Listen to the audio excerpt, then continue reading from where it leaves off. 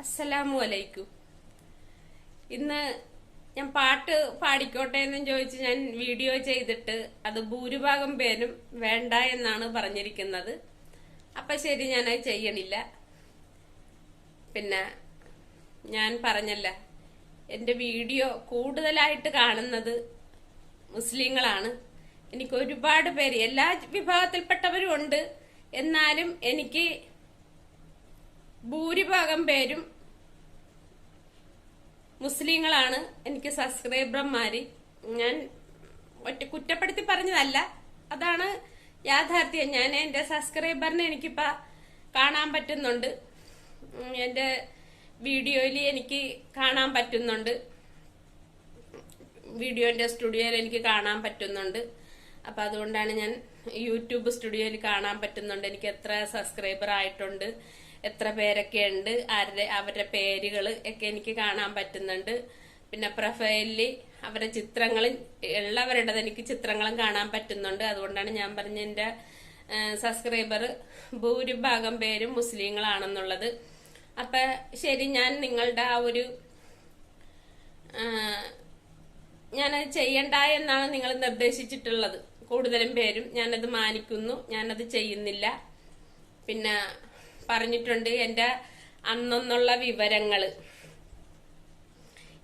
എന്റെ കാര്യങ്ങൾ അന്നുള്ള കാര്യങ്ങൾ ചെയ്താൽ മതി, ഞങ്ങൾ സപ്പോർട്ട് ചെയ്തോളാന്ന് വീഡിയോയിൽ കമന്റ് പറഞ്ഞിട്ടുണ്ട്. ശരി, ഞാൻ അങ്ങനെ ചെയ്യുന്നുള്ളു. എനിക്ക് ചാനൽ ചെയ്യണം, വീഡിയോ ചെയ്യണം ചാനലില് വെച്ചാല് എനിക്ക് ഇനി മുടക്കം കൂടാതെ ചെയ്യണം. ഇന്നലെ എനിക്ക് ചെയ്യാൻ പറ്റിയില്ല. ഇന്നലെ എന്താണെന്ന് അറിഞ്ഞൂടാ, നെറ്റ് ഭയങ്കര സ്ലോ ആയിരുന്നു.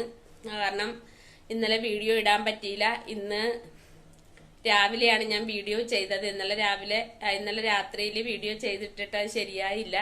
രണ്ടാമത് ഇട്ടിട്ട് നെറ്റ് സ്ലോ ആയതുകൊണ്ട് എഡിറ്റ് ആകുന്നില്ല. ഇന്ന് രാവിലെയാണ് ഞാൻ എഡിറ്റ് ചെയ്ത് യൂട്യൂബിലേക്ക് കയറ്റിയത്, യൂട്യൂബിലിട്ടത്. അപ്പൊ ഇനി എന്നാന്ന് വെച്ചാല്, എനിക്ക് എന്റേതായിട്ടൊരു ചെറിയ കാര്യമാണ് ഞാൻ നിങ്ങളോട് പറയുന്നത്.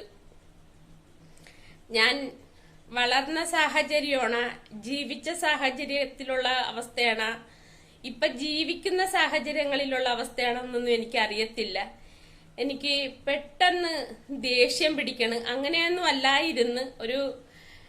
ഒരു വർഷത്തിനപ്പുറം വരെ എനിക്ക് അങ്ങനെയൊന്നും അല്ലായിരുന്നു. ഞാൻ വളരെ ശാന്ത സ്വഭാവമുള്ള ഒരു വ്യക്തിയായിരുന്നു. ആരെന്ത് പറഞ്ഞാലും ഞാൻ പ്രതികരിക്കലായിരുന്നു. അതിന്റെ പേരിൽ എനിക്ക് ഒരുപാട് പ്രശ്നങ്ങളും എൻ്റെ അനുഭവത്തിൽ എനിക്ക് വന്നിട്ടുണ്ട്. പക്ഷെ ഇപ്പൊ എനിക്ക് എന്താണെന്ന് അറിയത്തില്ല. ഒരു വർഷക്കാലമായിട്ട് എനിക്ക് എന്നെ തന്നെ എനിക്ക് നിയന്ത്രിക്കാൻ പറ്റാത്തൊരവസ്ഥയിലാണ്. ദേഷ്യം വന്നാല് ഞാൻ പെട്ടെന്ന് പൊട്ടിത്തെറിക്കുന്ന ഒരവസ്ഥ. പിന്നെ അത് മറ്റുള്ളവർക്ക് അത് ബുദ്ധിമുട്ടാകുവോ ഇല്ലയോ എന്ന് ഞാൻ ചിന്തിക്കാറില്ല. എനിക്ക് അത് തോന്നണത് ശരിയാണ് എന്ന് തോന്നിയാൽ ഞാൻ പെട്ടെന്ന് ദേഷ്യം പിടിക്കണ്. അത് മറ്റുള്ളവരുടെ മാനസികാവസ്ഥ ഞാൻ മനസ്സിലാക്കുന്നില്ല. ഞാൻ ചില സമയത്തൊക്കെ ഞാൻ ആലോചിക്കാറുണ്ട്, അങ്ങനെ പറയരുത്, അങ്ങനെ ചെയ്യരുത് എന്നൊക്കെ ഞാൻ ചിന്തിക്കാറുണ്ട്. പക്ഷെ എന്നെ തന്നെ എനിക്ക് നിയന്ത്രിക്കാൻ കിട്ടുന്നില്ല. അതിന്റെ പേരിൽ എനിക്ക് ഒരുപാട് ജീവിതത്തിൽ ഇപ്പൊ ഓരോ പ്രശ്നങ്ങൾ എനിക്ക് നേരിടുന്നുണ്ട്. ഞാൻ എന്റെ ജീവിതത്തിൽ വലിയൊരു വില മതിച്ചൊരു സാധനം എനിക്ക് ഇന്ന് എന്റെ ജീവിതത്തിൽ എനിക്ക് നഷ്ടമായി. അത് ഒരു ബന്ധം എനിക്കിന്ന് നഷ്ടമായി. സാധനമല്ല, ഒരു ബന്ധമാണ്. അപ്പൊ ഒരു ബന്ധം എനിക്കിന്നത് നഷ്ടമായി അതിന്റെ പേരില്. പക്ഷേ എനിക്ക് ഞാൻ പറഞ്ഞത് മാത്രമല്ല തെറ്റെന്ന് ഞാൻ പറഞ്ഞിട്ടും, ഞാൻ മാത്രമല്ല മറുതലയിലും എനിക്കും എന്നോടും കാണിച്ചത് തെറ്റാണ് എന്ന് പറഞ്ഞിട്ട് അത് അംഗീകരിക്കാതെ എല്ലാ തെറ്റുകുറ്റങ്ങളും എന്റെ തലയിൽ അടിച്ചേൽപ്പിച്ച് ഞാൻ തെറ്റുകാരത്തിയായെന്നൊരു രീതിയിൽ എന്നോട് ദേഷ്യപ്പെട്ട് മാറിപ്പോയി. അപ്പൊ അത് എനിക്ക് സഹിക്കാവുന്നതിലും അപ്പുറമാണ്. പക്ഷെ സഹിച്ചാലല്ലേ പറ്റത്തുള്ളൂ. എന്തെല്ലാം ജീവിതത്തിൽ ഇന്ന് ഈ നിമിഷം വരെ നഷ്ടപ്പെട്ടിരിക്കുന്ന ഒരാളാണ് ഞാൻ. പിന്നെ ഇനി ഞാനും ഉണ്ട്, എൻ്റെ ഒരു വിശ്വാസവും ഉണ്ട്. അത് മാത്രമേ എനിക്ക് ഇപ്പൊ മുറുകെ പിടിക്കാനുള്ളു. ബാക്കി വന്ന് ചേരുന്ന എല്ലാ കാര്യങ്ങളും എന്നിൽ നിന്ന് ഓരോന്നേ നഷ്ടപ്പെട്ടുകൊണ്ടിരിക്കുകയാണ്. ഞാൻ ഇന്നാൾ പറഞ്ഞില്ലേ നിങ്ങളോട്, ഞാൻ എന്റെ ജീവിതത്തിൽ എത്ര വിലമതിച്ചൊരു സാധനങ്ങളാണെങ്കിലും എന്ത് ബന്ധങ്ങളാണെങ്കിലും ഞാൻ അടക്കി പിടിച്ചു വെക്കും. പക്ഷെ അത് ഏതെങ്കിലും രീതിയിൽ എന്റെ കയ്യിൽ നിന്ന് എനിക്ക് നഷ്ടമാകും.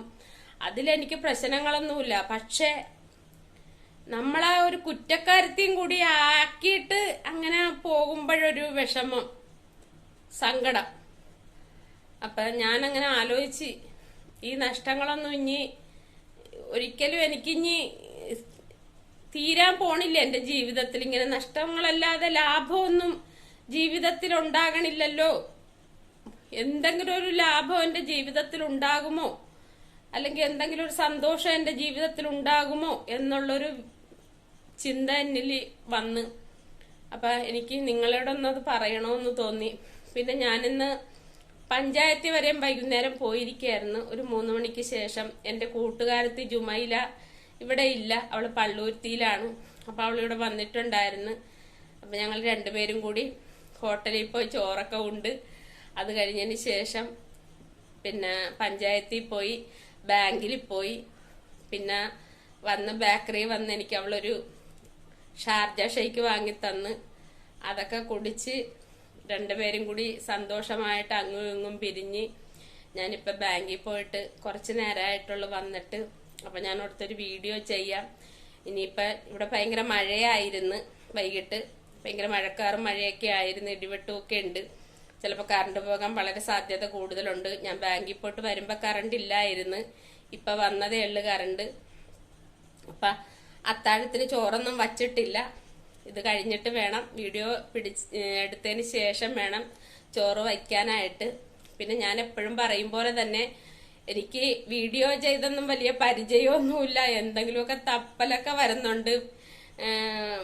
വീഡിയോ ചെയ്യുന്നതിൽ ഒരുപാട് പ്രശ്നങ്ങളുണ്ടെന്ന് എനിക്ക് തന്നെ അറിയാം. നിങ്ങൾ എന്നോട് മാക്സിമം സഹകരിക്കണം. ഇത്തയുടെ അവസ്ഥയും കാര്യങ്ങളും ഒക്കെ നിങ്ങൾ മാനിക്കണം. എന്റെ അറിവില്ലായ്മ നിങ്ങൾ മാനിക്കണം. അപ്പൊ എന്നിലെപ്പോഴും നിങ്ങൾ എനിക്ക് വേണ്ടിയിട്ടൊരു പ്രാർത്ഥന എന്നും നിങ്ങളുടെ ഒപ്പം ഉണ്ടാകണം. എന്റെ അറിവിന്റെ പുറത്ത് നിങ്ങൾക്ക് വേണ്ടി ഞാൻ എന്നും പ്രാർത്ഥിക്കാറുണ്ട്. ഓരോരുത്തരെയും പേരറിയില്ലെങ്കിൽ പോലും ഓരോരുത്തരെയും എന്റെ സബ്സ്ക്രൈബർമാരെയും എല്ലാവരെയും ഓരോരുത്തരും ഞാൻ ഇങ്ങനെ പടച്ചവനോട് പറഞ്ഞ് ഞാൻ പ്രാർത്ഥിക്കാറുണ്ട്. ഇന്നവരെന്ന് വീഡിയോ കാണുന്നവരും സബ്സ്ക്രൈബർമാരും എല്ലാവരും അള്ളാഹു എന്നീ കാത്തോളെന്ന് തേടാറുണ്ട്. നുണ പറയണതല്ല കേട്ടോ, ഇത് സത്യമാണ്, യാഥാർത്ഥ്യമാണ്. ചിലരും ഓർക്കും പിന്നെ സിമ്പതിക്ക് വേണ്ടിയിട്ടാണെന്ന്. സിമ്പതിയല്ല, ഇത് കാര്യമായിട്ട് ഞാൻ എന്റെ മനസ്സിൽ നിന്ന് പറയുന്ന വാക്കുകളാണ്. പിന്നെ എന്റെ ഈ ദേഷ്യം ഒന്ന് കുറച്ചു തരാൻ വേണ്ടിയിട്ടും ഞാൻ പടച്ചോനെടുത്ത് അടിക്കൊണ്ടിരിക്കുകയാണ്. അതുപോലെ നിങ്ങളും ഒന്ന് ഈ ദേഷ്യം ഒന്ന് എനിക്ക് കുറച്ചു തരാനൊന്ന് അള്ളാഹുവിനടുത്ത് തേടണം. അപ്പൊ ഇത്രയും പറഞ്ഞുകൊണ്ട് എന്റെ വാക്കുകൾ ഞാൻ അവസാനിപ്പിക്കുന്നു. വീഡിയോ ഇൻഷാ അല്ലാഹ് നാളെ ഇടും. അസ്സലാമു അലൈക്കും.